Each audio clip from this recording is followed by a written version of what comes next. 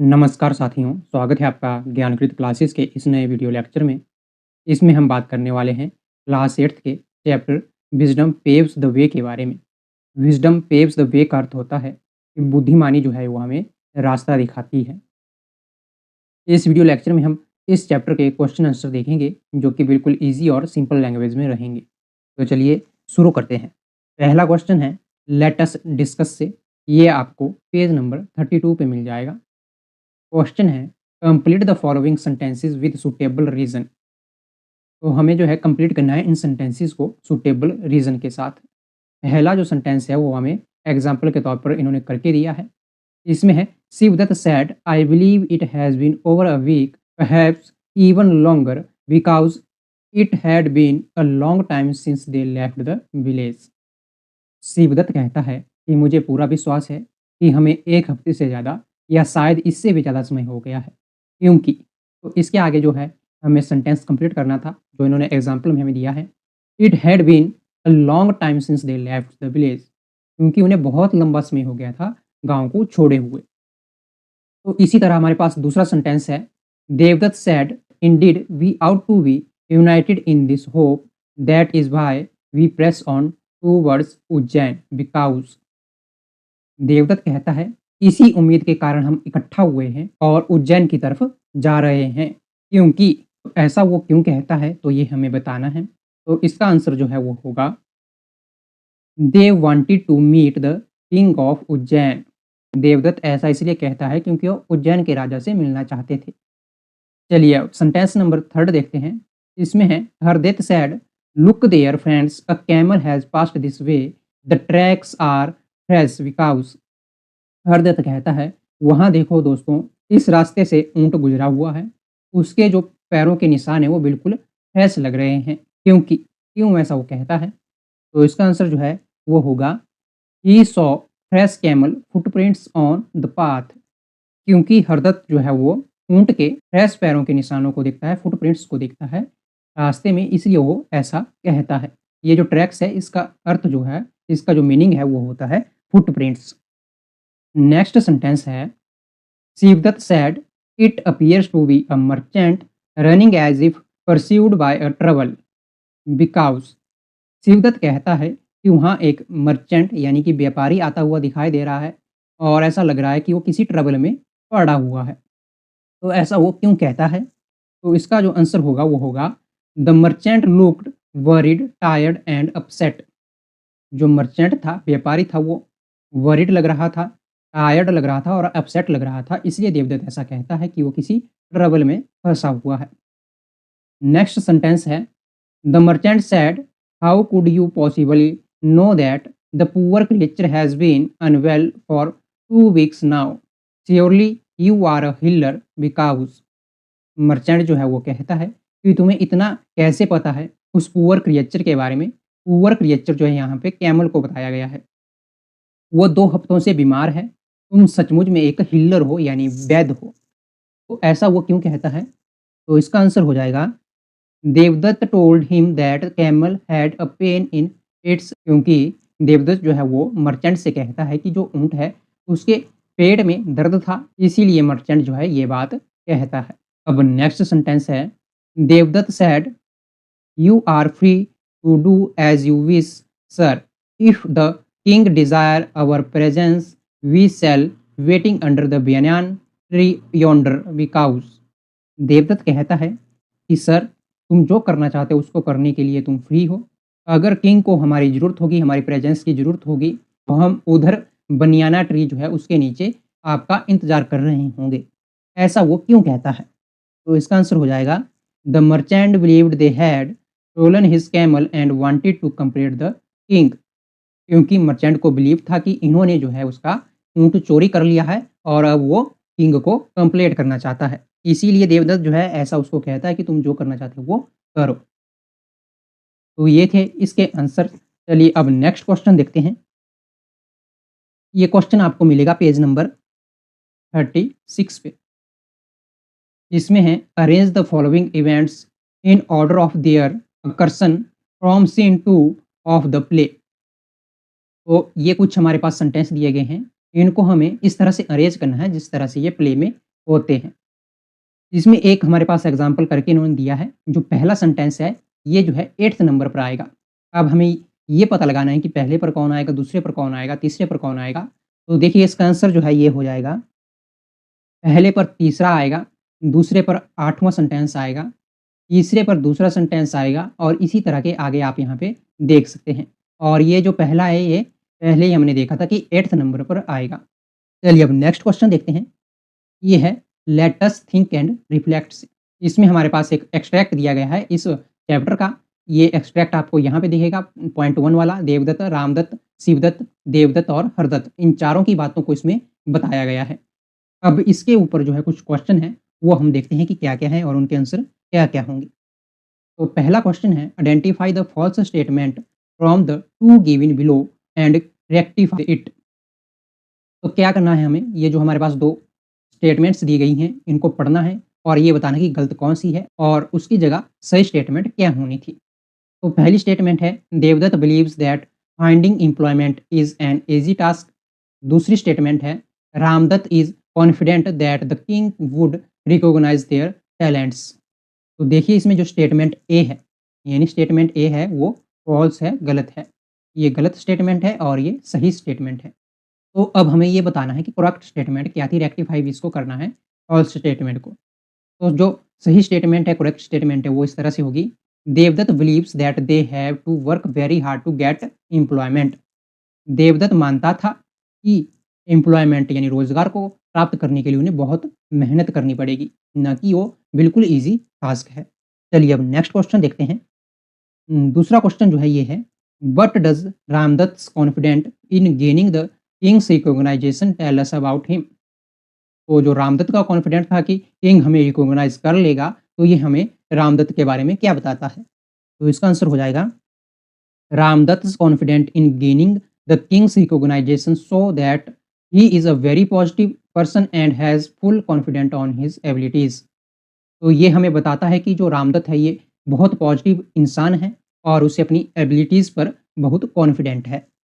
चलिए अब next question देखते हैं। तो इसमें है, in the line that's why we press towards Ujjain the press on refers to.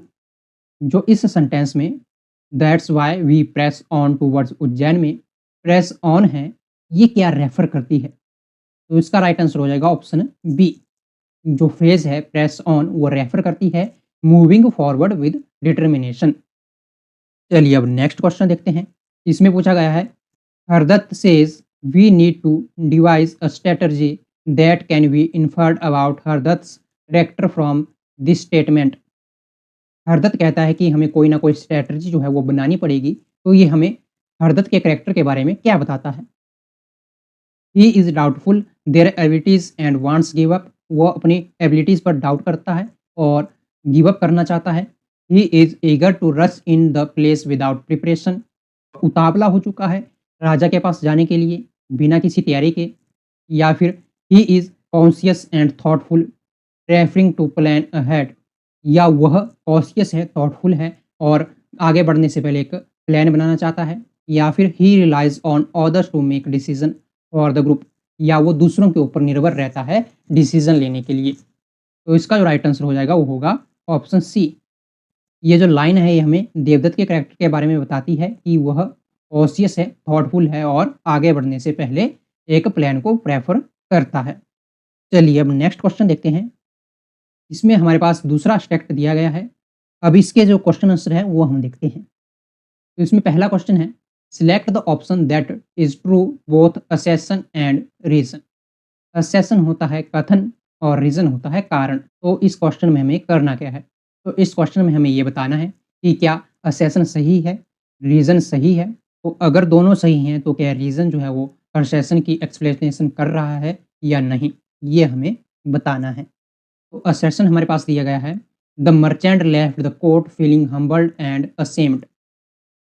Reason है, the king commanded that the 4 wise man join his court.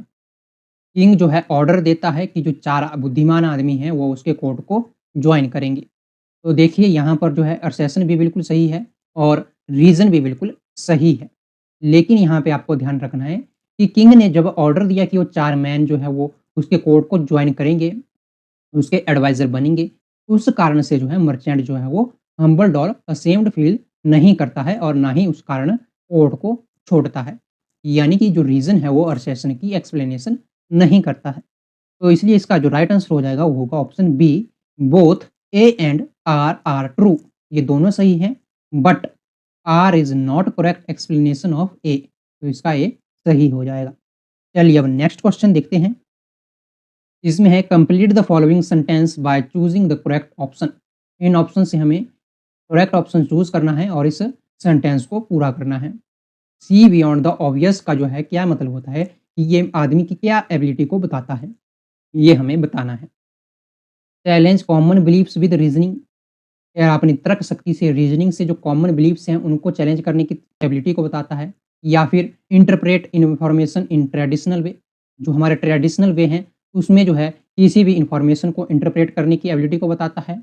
या notice detail that other might overlook, या ऐसी details को देख लेना जिसे और लोग ओवरलुक कर देते हैं, छोड़ देते हैं, अनदेखा कर देते हैं। या फिर predict what is going to happen in the future, या फिर ऐसी क्षमता होती है कि ये हमें बता देती है कि फ्यूचर में क्या होने वाला है। तो इसका जो राइट आंसर हो जाएगा वो होगा ऑप्शन सी।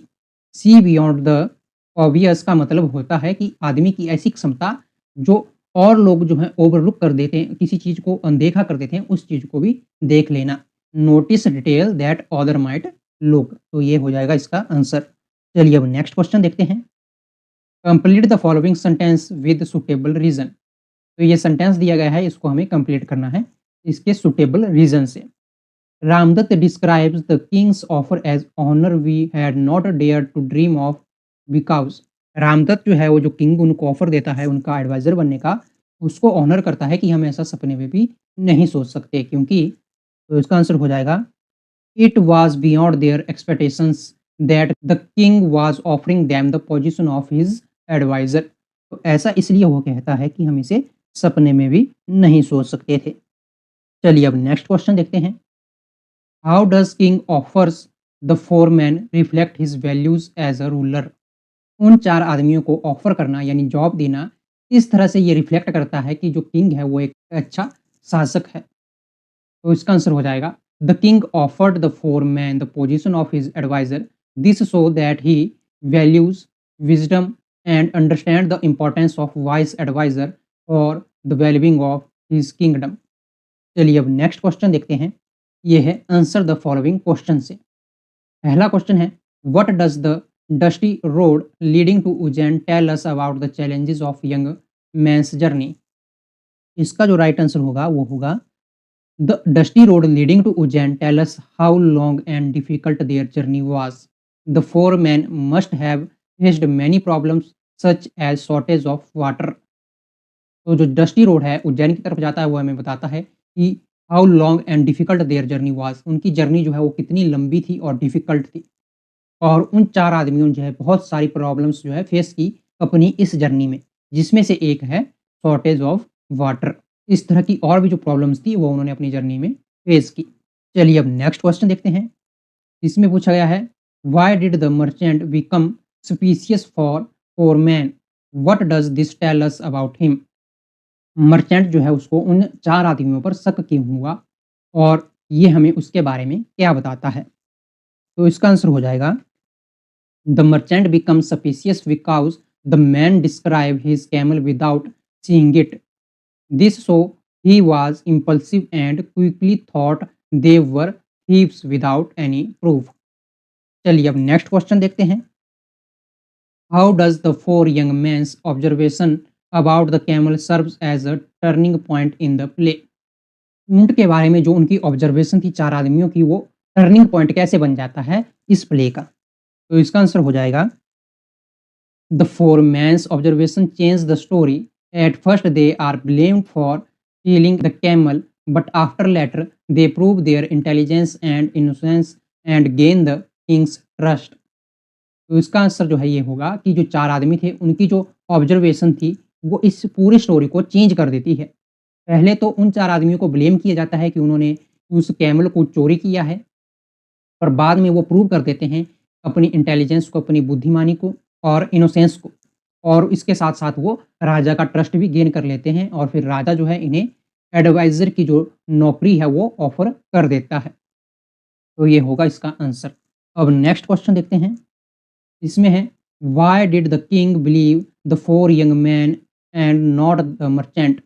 जो राजा होता है वो उन 4 आदमियों पर बिलीव क्यों करता है और उस व्यापारी पर बिलीव क्यों नहीं करता है? तो इसका आंसर हो जाएगा the king believe the 4 man because they clearly and truthfully explain how they knew about the camel without seeing it. He understood that the merchant's accusations were baseless and wrong.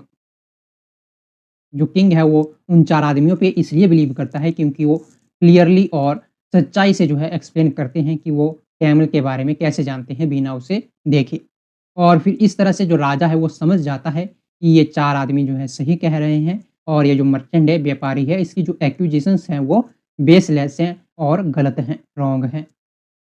तो इसलिए जो king है वो उन 4 आदमियों पर believe करता है और मर्चेंट पर नहीं। चलिए अब नेक्स्ट क्वेश्चन देखते हैं। इसमें पूछा गया है how does the capability of the 4 young man make them suitable to become adviser? जो उन 4 आदमियों की कैपेबिलिटी थी वो उन्हें सूटेबल कैसे बना देती है एडवाइज़र बनने के लिए? तो इसका आंसर होगा the 4 young man's abilities so that they were very clever and wise. They could understand things beyond what is obvious, which made them suitable to become advisor. जो 4 आदमी हैं उनकी जो कैपेबिलिटीज़ हैं, एबिलिटीज़ हैं वो हमें बताती है कि वो क्लीवर हैं, वाइज़ हैं और वो चीज़ों को ऑब्वियस से परे देख लेते हैं, जो होती हैं उससे भी परे देख लेते हैं और जो उन्हें बनाता है सूटेबल एडवाइज़र बनने के लिए। अब नेक्स्ट क्वेश्चन देखते हैं। Why does the merchant feel ashamed for accusing the 4 young men for stealing his camel? Explain in your own words. जो मर्चेंट है वो असेम्ड क्यों फील करता है उन 4 आदमियों को अक्यूज करने के लिए कि उन्होंने उसके कैमल को, ऊँट को चोरी कर लिया है। इसको अपने शब्दों में बताना है। तो इसका आंसर हो जाएगा the merchant feel ashamed because he wrongly accuse the 4 man of stealing his camel. Later he realized they were innocent and wise, so he feels sorry for his mistake. Merchant जो है असेम करता है क्योंकि उसने गलती से उन 4 आदमियों को बाद में उसे रियलाइज़ होता है कि वो चारों इनोसेंट हैं और बुद्धिमान हैं, तो इसीलिए वो सॉरी फील करता है अपनी मिस्टेक के ऊपर। चलिए अब नेक्स्ट क्वेश्चन देखते हैं। ये है लेट अस लर्न से।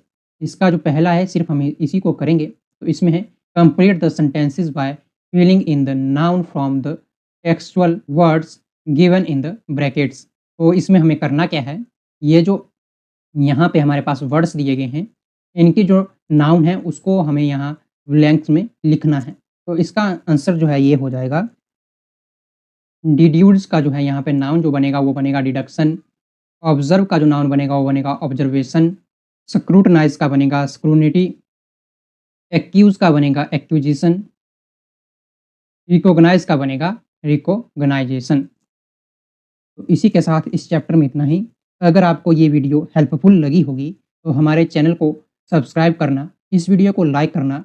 मिलते हैं आपसे अगले वीडियो में। तब तक के लिए आप सीखते रहिए, पढ़ते रहिए। जय हिंद, जय भारत।